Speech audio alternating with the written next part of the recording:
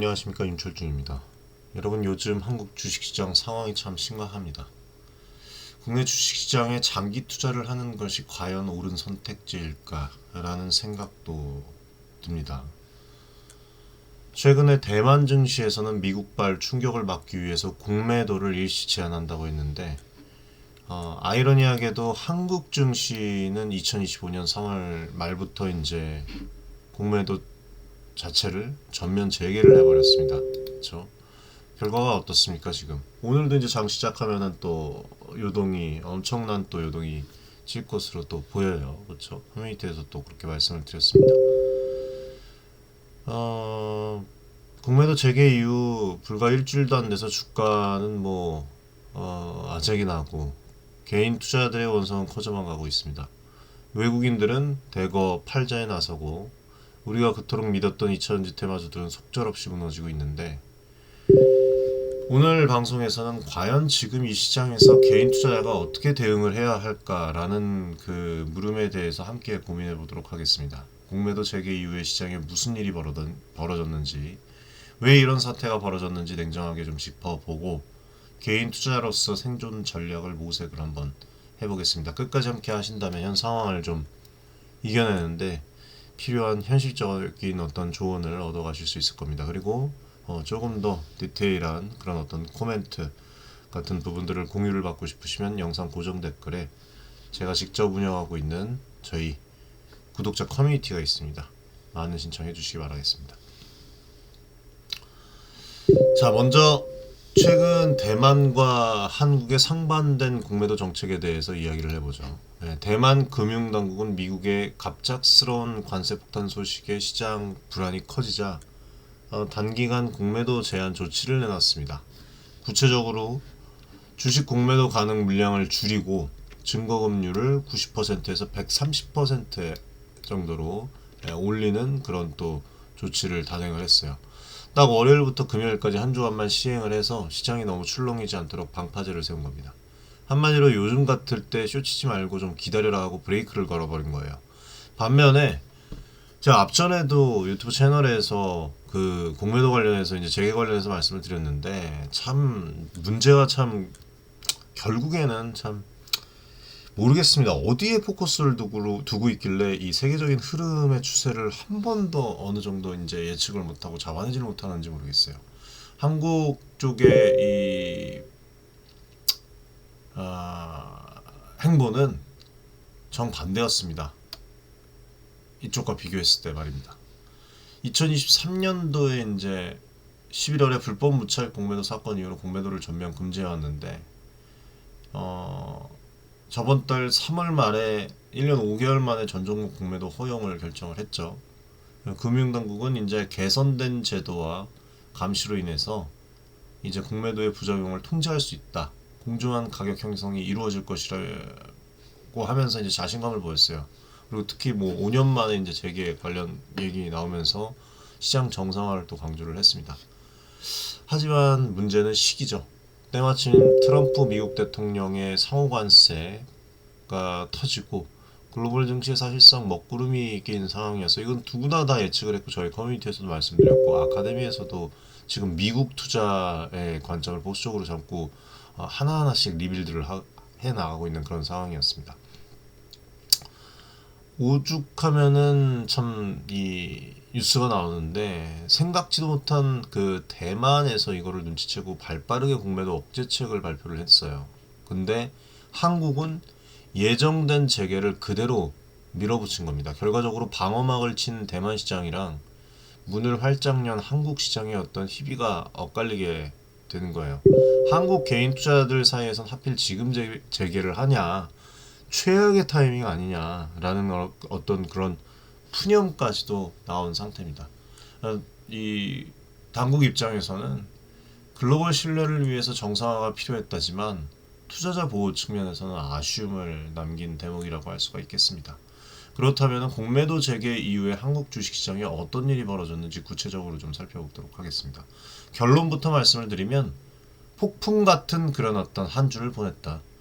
한국거래소 집계에 따르면 공매도 재개 첫 주 3월 말부터 4월 4일이죠. 그동안 공매도 거래 대금이 무려 6조 4,082억 원에 달했습니다. 하루 평균 약 1조 2,800억 원씩 공매도가 나온 셈인데 이거는 공매도 금지 직전 한 달간의 일평균 약 7,884억 수준이었던 것과 비교를 하면 60% 이상 폭증한 수치입니다. 그만큼 숏 포지션이 한꺼번에 쏟아져 나온 거예요. 누가 이렇게 공세를 펼쳤나? 거의 대부분이 외국인 투자자들이었습니다. 투자자별 이 공매도 비중을 보면은 외국인이 코스피 시장 공매도의 90%를 차지했고 코스닥도 87%나 됐어요.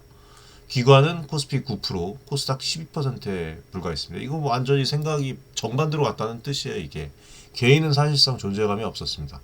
이 정도면 이번 하락장을 주도한 세력이 외국인 숏 세력이라고 해도 과언이 아니에요. 제가 앞전에도 영상에서 말씀드렸어요. 이 가능성에 대해서. 시장의 기대와는 완전히 다른 전개였습니다.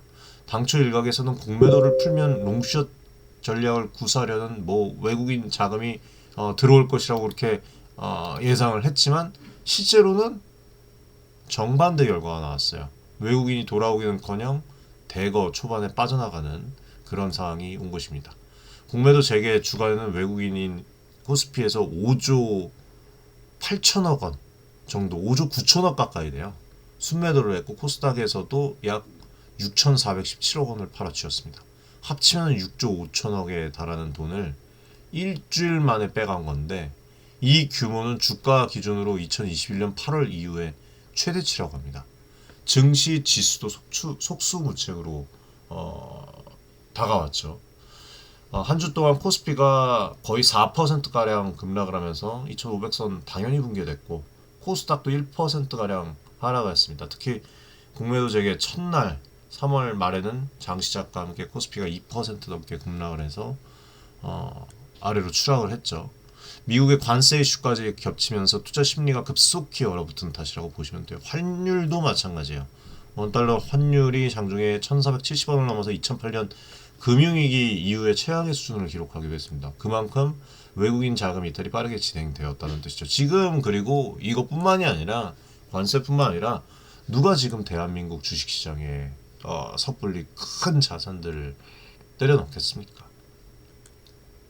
그리고 외국인들이 선물시장이랑 현물시장에서 동시에 매도 공세를 치니까 개인 투자자들도 공포에 매도로 대응을 하면서 악순환이 벌어졌어요. 설마 이렇게까지 떨어질까 하던 그 분들도 연이은 지수 하락에 점차 투심이 급냉하는 그런 모습이 나타났습니다. 거래 대금도 마찬가지예요. 한 주 전에 비해서 오히려 줄어들고 전체적으로 주식 신용융자에 대한 어떤 잔고도 감소세를 보였습니다. 이거는 빚내서 버티던 개인들이 손절매에 나섰다는 의미일 겁니다. 실제로 4월 초에 주식시장 거래 대금이랑 신용융자 규모가 모두 급감했다는 그 통계도 제가 봤어요. 결국에 첫 주의 결론은 외국인만 신났다라는 어떤 씁쓸한 상황이었다. 외국인 투자자들은 공매도 재개를 자신들의 이익의 어떤 그 발판으로 활용을 했고 개인들은 속수무책으로 당한 그런 한 주였다고 보시면 됩니다. 자, 이번 하락장에서 그리고 가장 뼈아픈 타격을 입은 쪽을 꼽자면 바로 2차전지 쪽이에요. 여러분들 테마주도 마찬가지입니다. 왜냐하면 2차전지에 투자하신 분들은 뭐 아시겠지만 에코프로 같은 경우에도 엄청난 큰 하락을 맞아왔고 에코프로뿐만 아니라 여러 가지 이제 종목들이 많이 있고 투자한 90% 이상이 다 손실이라고 할 정도로 기사가 그렇게 나올 정도로 2차전지 가 참 안타까운 상황으로 흐르고 있었는데 또 다시 또 하락을 맞이했죠. 예. 전일 앞전에 이제 좀 어느 정도 앞거래일에 상승을 가져왔다고 하더라도 우리가 생각했을 때만큼의 어떤 그런 상승 모멘텀이 아니라는 것입니다. 불과 작년까지만 해도 2차전지 신화를 말하면서 주가가 하늘 높은 줄 모르고 치솟았던 종목들이었어요. 그런데 이제 공매도 재개, 그다음에 트럼프 관세와 이렇게 맞물리면서 아주 그냥 뭐 줄줄이 급하락하면서 많은 개인 투자자들이 더 큰 손실을 입고 있습니다. 그나마 다행인 것은 뭐 저희 커뮤니티 아카데미에서는 2차전지 투자를 비중을 조절하라, 그리고 또 전량 매도 코멘트까지 나가면서 작년부터 이미 대응을 잘 해왔기 때문에 더 큰 피해를 막을 수 있었습니다. 뭐 에코프로에 대해서 잠깐 말씀을 드리면 사실 에코프로는 2000지 열풍의 상징과도 같은 종목이었습니다. 작년 한때 주가가 뭐 100만 원 가까이 액면 분할 전 기준으로 했을 때 말씀을 드리는 겁니다. 100만 원 가까이 올라가면서 개인 투자자들의 어떤 꿈의 종목이 되었어요. 그쵸? 예. 심지어 2023년 11월 공매도 금지 조치가 내려진 바로 그날 에코프로 주가가 또 상한가를 기록하기도 했었습니다. 그런데 불과 2년도 안 됐어요. 1년 한 4개월 정도 지나서 지금 에코프로 주가가 6만 원도 지금 안 되죠. 네, 5만 400원입니다. 지금 프리마켓에서 거의 70% 가까이 폭락한 수준이에요. 공매도 금지로 억눌렸던 주가가 날아갈 거라 기대를 했지만 현실은 제가 말씀드렸다시피 반짝 올랐다가 더 크게 떨어진 상황입니다. 근데 에코프로뿐만이 아닙니다. 에코프로 BM도 당시 상한가를 기록을 했다가 현재 주가는 뭐 절반 이상 떨어졌고, 포스코 퓨처엠도 마찬가지고, LG엔솔도 좋지 않죠 지금. 예, 그리고 저희가 또 이제 분석을 많이 하고 우리가 함께 투자를 했었던 금양이라는 종목 이야기도 빼놓을 수가 없는데, 금양이 2000지 이 풀밸류 진출을 내세우면서 시가총액 10조 원 가까이 치솟았던 기업이죠. 2023년도 중반기에 19만 4천 원대라는 어떤 역대 최고가를 찍기도 했어요. 그러나 그 이후에 이제 크게 내리막길을 걸으면서 1년 반 만에 주가가 90% 이상 만원 미만대로 떨어지면서 90% 이상 증발해 버렸어요. 설상가상으로 최근에 감사의견 거절로 인해서 상장 폐지 위기까지 처해지면서 아예 거래 정지 상태에 들어갔습니다. 잘 나갈 때 20만 원을 바라보던 주식이 휴지 조각이 될 지경이니까 뭐 20만 명이 넘는 이 금액 을 투자를 다 했는데 24만 명의 그 주주들이 금양 소액주들은 뭐 지금 그야말로 멘붕이죠. 예, 멘탈이 붕괴되는 그런 상황입니다. 그 어떤 그 사실상 사과의 말도 이해하기 받아들이기 힘든 상황이고, 또 금감원이랑 한국거래소에 지금 엄청 불만을 또 갖고 있는 그런 상황이에요. 대국민 사기극이었다는 그런 어떤 주주 게시판에 그런 울분까지 터져 나오는 그런 상황입니다. 이렇듯 2차 전지 섹터의 붕괴는 공매도 재개 이후에 개인 투자들에게 매우 큰 충격을 안겼습니다. 사실 에코프로나 금양 같은 종목들은 공매도 금지 기간 동안에도 에코프로뿐만 아니라 여러 가지 이제 2차 전지 종목들 전체적으로 다 거품 논란이 있던 그런 부분이 있어요. 그렇죠? 그리고 공매도가 막혀 있던 사이에 과도한 밸류에이션을 정당화할 만한 실적을 전혀 내지 못한 것도 사실이고, 명확한 리스크들이 사실 많이 또 나타났습니다. 오히려 재무 위기에 관련된 그런 또 이야기도 많이 나왔고, 이렇게 공매도 세력이 없었는데도 불구하고 주가는 결국 자기 무게를 이기지 못하고 내려앉은 그런 사례도 이렇게 있고, 그리고 공매도가 풀리자 기다렸다는 듯이 2차전지 종목들이 또 타겟이 되어버린 부분들, 실제로 공매도 재개 이후에 2차전지 종목들이 거래 상위에 오르면서 급락세를 또 보였고, 또 오늘도 또 주가가 또 엄청 요동칠 것이라고 또 봐요. 그러니까 공매도를 막으면 주가가 날아갈 것이라는 일각의 믿음은 100%는 아니다. 오히려 기초 체력이 없는 테마주의 거품은 언젠가 터지기 마련이고, 공매도 재개는 그 현실을 가속화시킨 요인일 뿐입니다. 결국 피해는 늦게 눈치챈 개인들의 몫이 되고 말았습니다. 묻지마 장기 투자로 버티기에는 이러한 종목들은 애초에 버틸 수 있는 기반이 약했다는 것이 드러난 셈이에요. 그래서 저희도 2차 전지에 관련해서 아카데미에서 비중 축소 코멘트를 계속 드려왔던 겁니다. 2차 전지. 사실 이런 상황에서 솔직히 말씀드릴 수 있는 부분들은 뭐냐면, 자랑을 하는 게 아닙니다, 여러분들. 이거 명확한 리스크가 사실 나왔고, 여러분들도 조금만 더 딥하게 봤으면 전체적으로 더 큰 피해를 막을 수가 있었어요. 예. 2차전지 저희는 이제 뭐 작년 초부터 다 지금 조정을 하고 심지어는 전량 매도 코멘트를 또 계속 이게 지금 다 2차전지 관련 코멘트입니다. 예. 300개 가까이 되네요. 지금 아카데미에서 작년부터 2차전지 하방 계속 나오고 있다. 금연 코멘트도 마찬가지고. 예. 2차전지에 너무 몰입해서 투자하지 마시라고 계속 말씀드렸어요. 아예 그냥 대놓고 그냥 말씀을 드렸습니다. 비중 높으신 분들 비중 축소하시기 바랍니다. 이게 여러분들 4월달 전부터 계속 말씀드렸습니다. 예. 그 결과 지금 뭐 저희는 엄청난 자산 증대를 했고 지금 뭐 저희 무료 구독자 커뮤니티에서도 사실 자연과 환경도 또 추천을 드렸고 이렇게 무료로 또 종목을 또 안내해 드리거든요. 한국 PIM도 마찬가지로 또 크게 우리가 수익을 달성을 했죠. 이게 저희 지금 4월 3일 기준 저희 성과입니다. 무료 구독자 커뮤니티에서 무료 정보 안내 나가는 걸로도 지금 이렇게 성과를 내고 있어요. 이게 지금 몇 년 동안 지속이 되고 있고 사실상 또 잠깐 좀 말씀을 드리면 우리가 지금 대응을 해야 되는 그 부분이 장기 투자만이 여러분들이 관건이 아니에요. 지금 국내 시장에서. 예. 그리고 공매도 재개에 대해서 잠깐 한 번 더 말씀을 드리면 공매도 재개가 항상 이렇게 시장에 놔두기만 했나 이 생각이 좀 드실 수도 있는데 사실 꼭 그렇지만은 않습니다. 과거 사례 앞전에도 말씀을 드렸지만 공매도 금지 해제 시점에 오히려 시장이 상승 탄력을 받은 적도 있고 그 반대했던 적도 있었고 또 2009년도랑 2021년도를 또 보시면 알아요. 그리고 금융위기 때 우리나라도 한시적으로 공매도를 금지했다가 2009년부터 단계적으로 재개를 했는데 그 즈음에 이제 글로벌 유동성 공급이랑 맞물려서 외국인 자금이 대거 유입이 됐었습니다.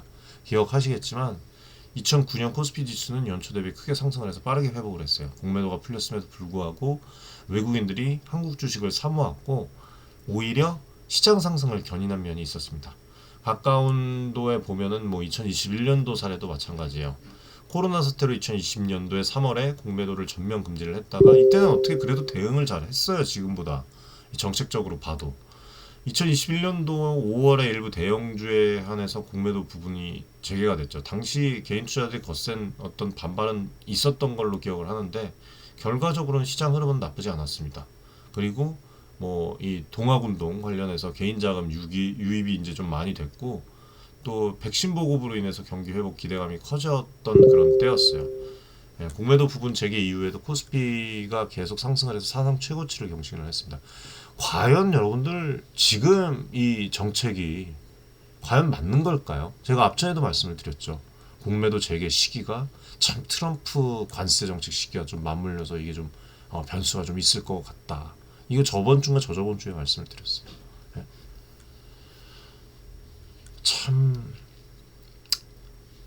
이 과거 공매도 재개가 시장에 큰 악재로 작용하지 않았던 경우가 있었는데 이번 2025년도의 상황은 앞선 지금 제가 말씀드렸던 여러 상황들과는 사뭇 다릅니다. 왜 다를까요? 제가 봤는데 핵심적인 차이점을 몇 가지 짚어볼 수가 있습니다. 일단 첫 번째는 글로벌 환경 차이. 2009년에는 전 세계가 동반부양책으로 유동성 파티를 열었고요. 2021년에는 제로금리에 가까운 환경에 성장주의 호재가 많았습니다. 하지만 지금 2025년도 금리 인상기를 지나서 여전히 금리가 높고 미국의 긴축 여파로 인해서 글로벌 자금이 위험 자산을 회피하는 분위기고 트럼프가 이제 당선이 되면서 관세 정책이 펼쳐지고 있습니다. 관세 전쟁이에요. 한마디로 돈줄이 조인 어떤 시기라는 거예요. 그러니까 외국인들도 굳이 여러분들 냉정하게 생각을 해보세요. 대한민국 주식시장에 공격적으로 베팅을 하겠습니까? 그래서 저희가 이 구독자 커뮤니티 그 다음에 이제 아카데미에서는 해외 투자도 진행을 하고 있는데 보수적으로 하고 단기적으로 가는 거예요. 중단기적으로. 장기 투자를 할 필요가 없어요. 지금 성과들이 나타나잖아요. 그리고 또 어떤 차이가 있냐면 재계 범위의 차이가 있습니다. 2021년도에는 공매도를 대형주에만 그 부분 허용을 했는데 이번에는 전 종목을 순식간에 그냥 한 방에 때려버렸어요. 그렇죠? 그동안 공매도 금지 덕에 이제 버티던 작은 종목들까지도 이제는 이 세력의 표적이 될 수가 있게 된 거예요. 이게 변동성을 키우는 요인입니다. 실제로 중소형주 위주의 코스닥에도 이번에 외국인 매도가 꽤 나왔죠. 이게 제가 말씀드렸던 거를 방증하는 거예요. 그리고 외국인의 태도를 여러분들이 생각을 하실 수가 있어요. 지금 과거의 재계 시에는 외국인이 한국 시장의 매력을 좀 보면서 비중을 늘리는 어떤 그런 그 퍼포먼스가 나왔습니다. 그런 계기도 있었고. 근데 이번에 오히려 외국인 투자자들이 등을 돌렸죠. 예, 아까 말씀드렸다시피 첫 단추를 잘못 꼈어요. 첫 주에 외국인이 기록적인 순매도를 보였고 사실 그 정부도 이제 공매도 재개로 외국인 돌아올 것이라고 이렇게 기대를 했을 겁니다. 그러나 현실은 외국인 수급께서는커녕 악화가 되었어요. 이거는 정책적으로 오판이었다는 그 지적을 받을 수 있는 대목입니다. 결국에는 2025년도의 공매도 재개는 2009년, 2021년과 판 자체가 다르다고 볼 수가 있어요. 과거엔 좋은 시기에 운 좋게 이제 재개가 돼서 큰 탈 없이 넘어갔다면 이번에는 안 좋은 시기에 겹치는 악재로 그걸 너무 간과하고 대비를 했다는 거, 그런 것들이 모두 작용했다는 겁니다. 특히 미국발 무역 분쟁부터 시작해갖고 관세 리스크까지 맞물리면서 외국인은 굳이 지금 한국 시장에 미친 듯이 자산을 투자할 이유가 그렇게 크지 않아요. 지켜보면서 투자를 하겠다는 거예요. 거기다 한국에 대한 정세 불확실성, 탄핵 관련 뭐 이런 이슈, 한국 비중을 줄이기에 바빴습니다. 이게 우리가 앞으로 투자 전략을 짤 때 과거의 어떤 안일한 기대를 버려야 한다는 점을 보여주는 거예요. 예전에도 괜찮았으니까 이번에도 괜찮겠지. 이런 막연한 믿음은 통하지 않습니다. 네. 그리고 저희 지금 성과를 보십시오. 지금 이런 시장에서도 여러분들은 진짜 저희 커뮤니티에 잘 들어오신 것이고 저희 아카데미에서 잘 하고 계신 겁니다. 자부심을 느끼셔야 돼요. 네. 그리고 많은 개인 투자자분들이 이렇게 생각을 하실 겁니다. 그래도 주식은 길게 보면 우상향 아닙니까? 버티면 결국에 올라오지 않겠습니까? 잘 보세요, 여러분들. 평소라면 유효한 말일 수가 있습니다. 하지만 지금 이 순간만큼은 장기 투자에도 신중해야 할 이유들이 분명해 보여요. 저는 현 시장에 우리가 직면한 리스크 요인들 한 개를 냉정하게 좀 말씀을 드려볼게요. 일단 한국 정부, 금융당국의 정책 대응에 대한 어떤 부족함을 지적하지 않을 수가 없습니다. 앞서 언급을 했듯이 공매도 재개 시점을 둘러싼 판단 미스, 개인 투자자들을 보호받지 못하고 어떤 정책적인 부분들, 예? 그 다음에 이 뭐 여러 가지 상장 폐지 관련 그런 뭐 어떤 청원까지도 지금 나오고 있는 마당 정책의 신뢰만 떨어졌어요. 1년 반 동안 공매도를 막아둔 것 치고는 시장에 뭐가 있나요? 특별한 긍정적인 효과가 없었다는 점도 사실 드러나고 있습니다. 실제로 공매도 금지 첫날에 코스피가 2,500선으로 급등을 했지만 그 후에 보면은 뭐 몇 개월 동안 이제 겨우 2%도 안 올랐었죠. 그때 당시에 코스닥도 엄청나게 하락을 했었고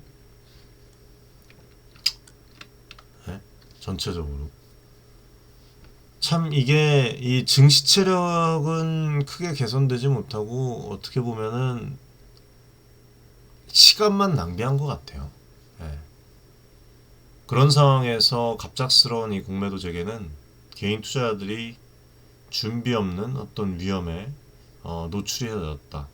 불법 공매도 근절 시스템을 갖추었다고는 하지만 아직 개인들이 체감할 만한 불법 근절 사례가 나온 것도 아니고 뭐 아직 보여준 건 없어요. 일단 뭐 지켜봐야 되겠지만 이러한 그 부분들이 과연 이게 장기 투자를 믿고 투자를 해도 소용없다 뭐 이런 인식을 심어주고 있는 것 같아요. 네.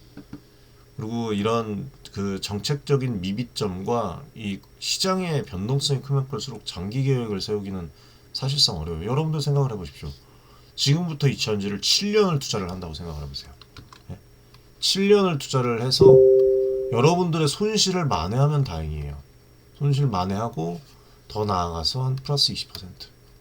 지금 여러분들이 이러면 투자할 이유가 있습니까? 사실 7년 동안 투자를 했는데 물론 뭐 손실을 만회가 될 수도 있는 그런 부분도 있겠지만 20%, 적게는 10% 이럴 가능성도 보인다는 거예요. 지금 보면은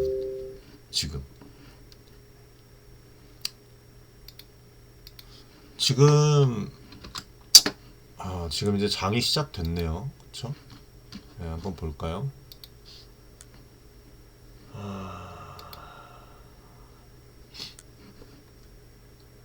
LG에너지솔루션 2%, 삼성전자 4% 떨어지고 있고요. 반도체 쪽도 좀 떨어지고 있고 제약도 마찬가지고 뭐 그냥 아작나네요. 네. 오리엔트 전공 저희 이제 투자를 했죠. 네. 저희가 오리엔트 전공을 얼마에 투자를 했냐면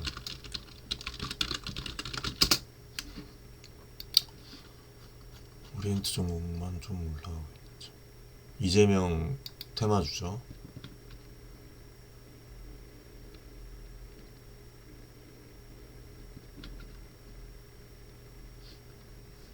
(4,675원에) 처음 안내가 나왔어요. 지금 뭐 엄청난 상승을 가져오고 있네요. 네.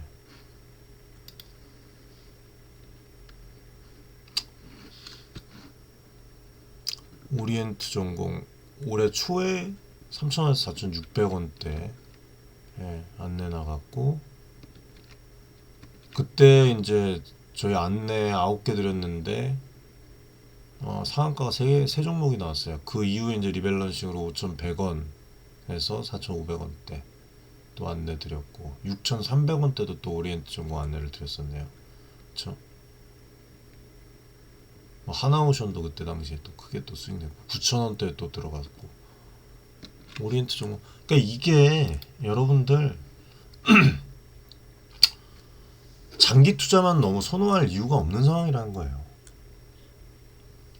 그리고 지금 우리가 처한 대외 환경 한 치 앞을 내다보기가 어렵습니다. 미국에서는 트럼프 대통령이 등장하자마자 지금 관세 폭탄을 터뜨리면서 보호무역 기조를 강화를 하고 있고, 이에 따른 무역 분쟁이 나올까 안 나올까가 아니라 이거 나올 수밖에 없는 그런 상황이에요. 그리고 대한민국 수출의 의존도가 높은 나라잖아요. 무역 분쟁의 이 직격탄이 될 수 있다. 자동차뿐만 아니라 반도체 업종의 실적 타격, 그런 부분들, 글로벌 증시 조정 가능성, 그러니까 가장 핵심은 미국 증시도 마찬가지로 변동성이 증가를 했는데, 중국도 마찬가지고 금리도 아직 뭐 낮은 수준도 아니잖아요. 경기 침체 우려가 완전히 가신 게 아닙니다. 세계 경기의 방향성이 뚜렷하지 않은 상황이에요. 결론적으로 말씀을 드리면 이런 대외 변수들은 한국 증시의 상승 발목을 잡을 가능성이 커요, 여러분들. 그리고 외국인 투자들이 지금 눈치를 보고 있습니다. 결국에 원하는 것은 어떤 뭐 차라리 안전한 곳으로 갈까? 그런 어떤 심리가 작용될 수가 있어요. 이런 악재, 한국에 또 악재가 없습니까 지금? 이런 악재들 손실이 커지니까 더욱더 발을 빼려 할 수가 있습니다. 그냥 놀자판이 되는 거예요, 사실. 앞서 이차전지 사례에서도 봤지만 또 밸류에이션 리스크도 있고, 한국 증시에는 최근 몇 년간 테마주의 광풍이 또 불고 있고, 미래성장 이야기에 주가가 과도하게 오르고 또 멀티플이 비정상적으로 높았던 기업들이 많고, 문제는 이런 고평가된 종목일수록 장기 투자에 부적합하다는 거예요. 왜냐하면 이건 제 생각입니다. 장기간 보유를 했다고 해서 펀더멘탈이 그 가치를 어떻게 받쳐줄 가능성이 낮기 때문이에요. 실제로 2차전지 신화로 불리던 종목들 공매도 금지 기간에도 실적은 뒷받침이 되지 않았고 결국 주가는 제자리를 찾아갔습니다. 이외에도 뭐 여러 가지 종목들이 여전히 실적 대비 높은 주가를 유지를 하고 있어요. 저희가 분석한 부분에서 팩트 기반으로 말씀을 드리는 겁니다. 시장이 냉정해지면 언제든 조정이 올 수 있는 그런 종목들이 아직도 보여요. 금리가 상승한 어떤 이 시대에 도래하면서 미래의 그 이익의 현재 가치가 낮아지고 있기 때문에 성장주에 불리한 환경이 또 다가오는 겁니다. 그리고 한마디로 시간이 약이 아니라 시간이 독이 될 수 있는 종목들도 있습니다. 지금과 같은 국면에서는 여러분들 무턱대고 장기 투자 전략을 고수했다가는 고평가 종목에 물려서 오랜 기간 고생할 수 있다는 거 여러분들 진짜 이거는 명심을 하십시오. 예?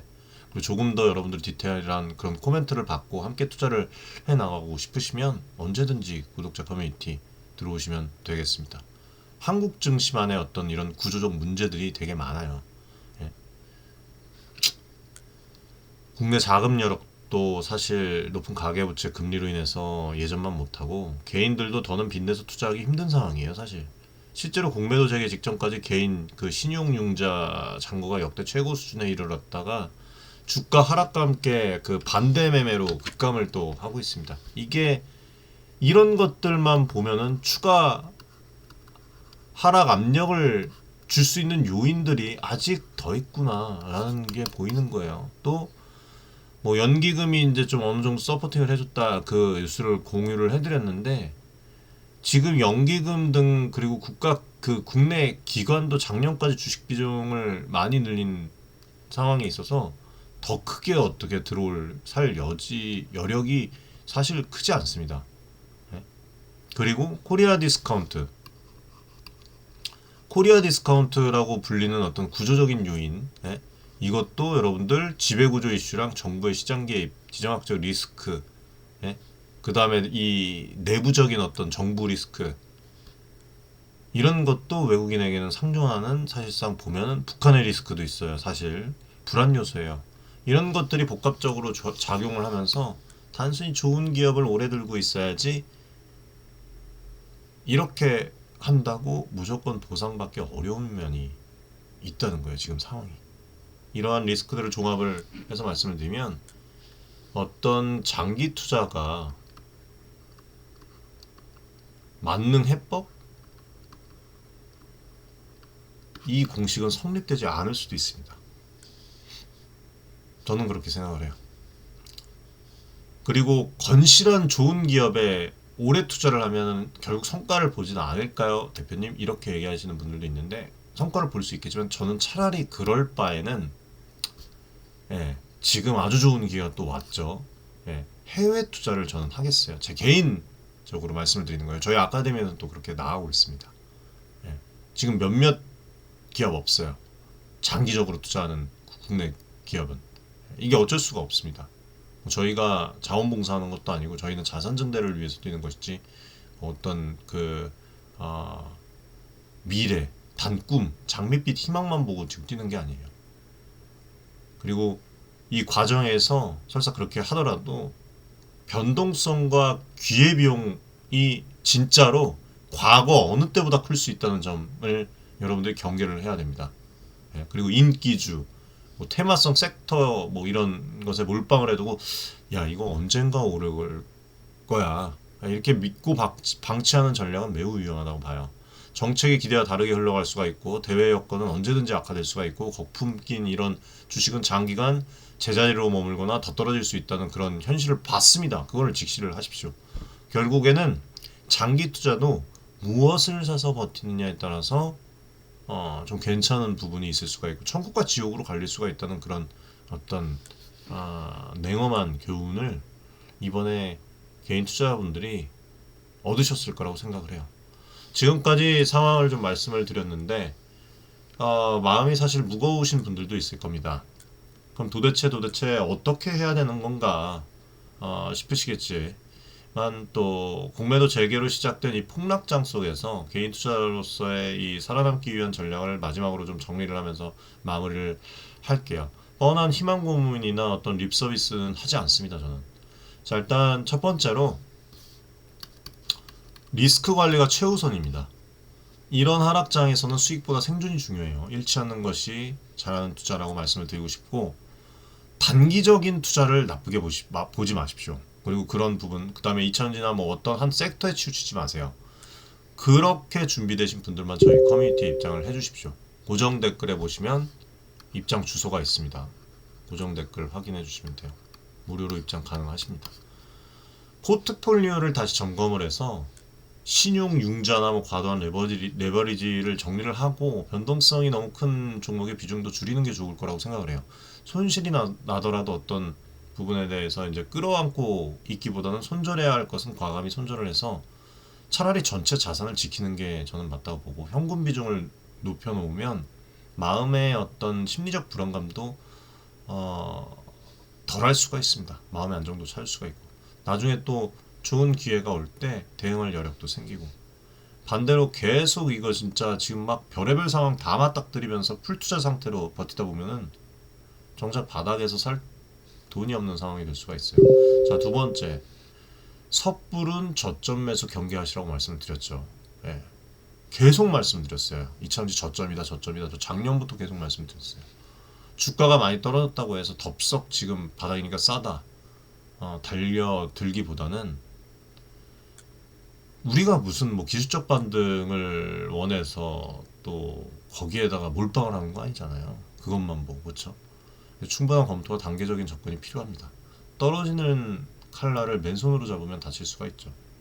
차라리 추세가 반전이 되는 명확한 시그널이 보이거나, 아니면 여러 번에 함께 이렇게 좀 그런 그 흐름에 업황이 변화하고 그런 좋은 흐름에 분할 매수하는 그런 어떤 진입 타이밍 전략을 세워야 될 때라고 생각을 해요.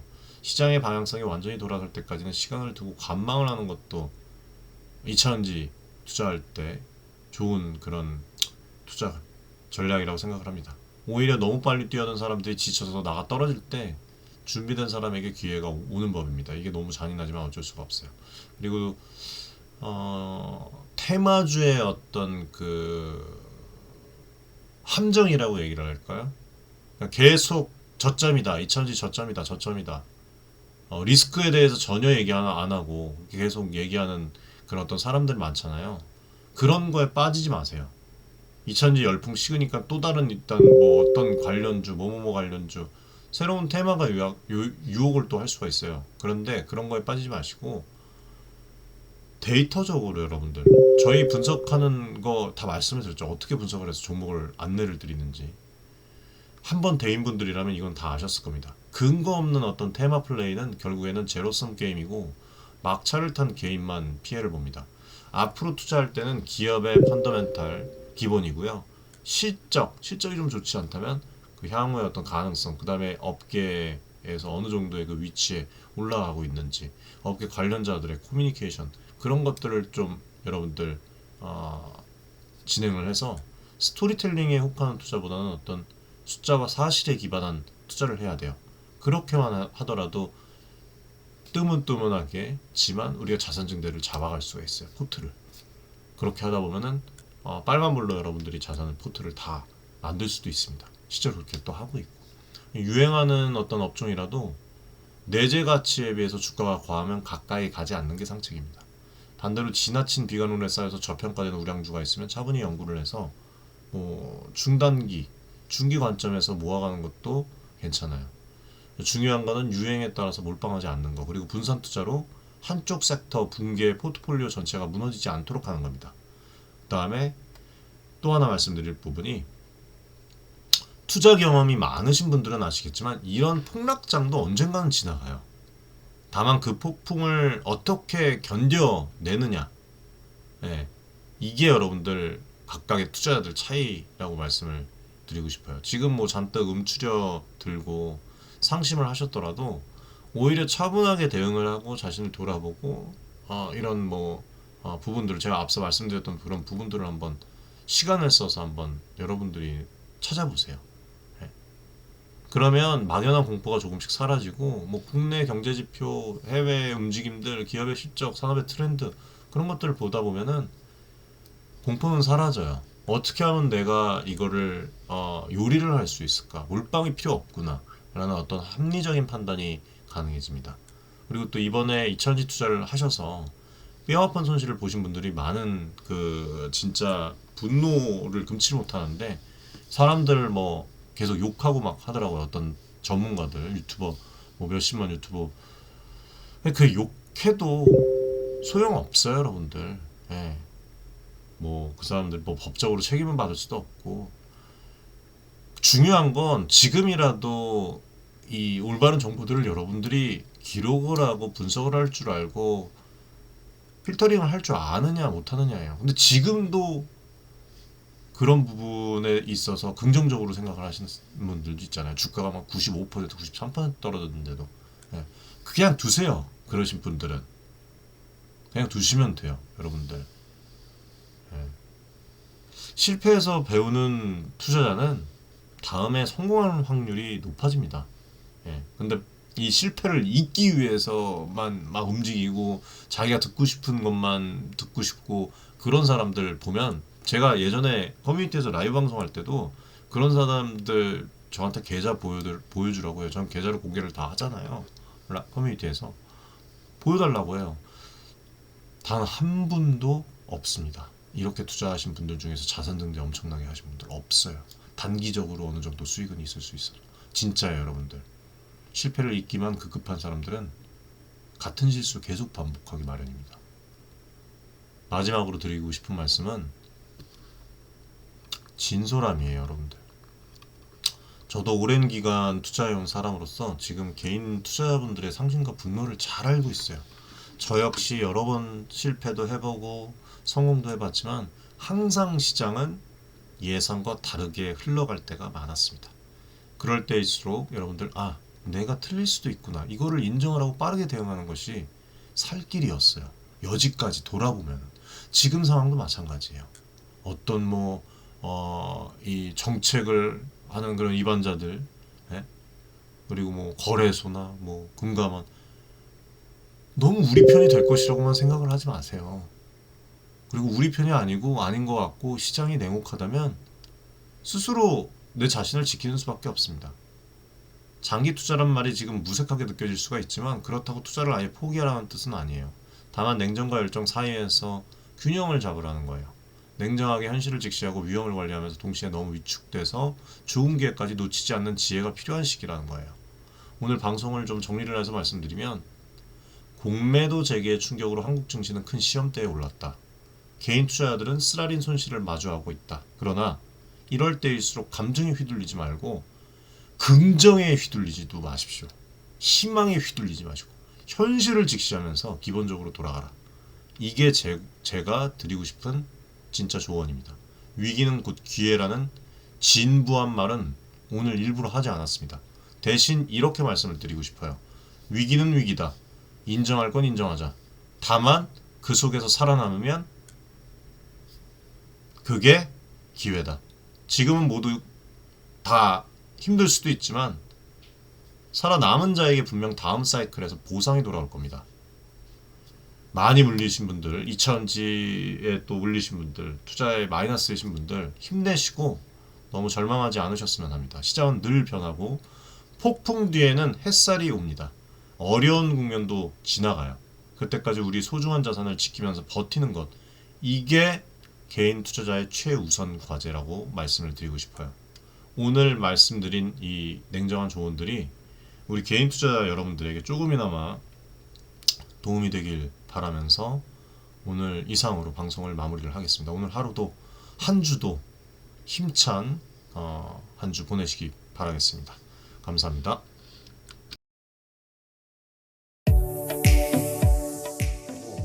많은 지금 개인 투자자분들이 어려움을 겪고 계신 것을 잘 고민이 상당히 크신 것이라고 투자자 여러분들을 위한 전문적인 필요한 그런 서로 간의 여러분들의 이익을 위한 조치 우리는 이 생각이 늘 단언컨대 윤철중 기술이 저하고 자산을 증대를 시킬 수 있을 겁니다. 실제로 지금 에코프로 BM, 에코프로 구독자분들 여러분들과 같은 그냥 개인 투자자예요.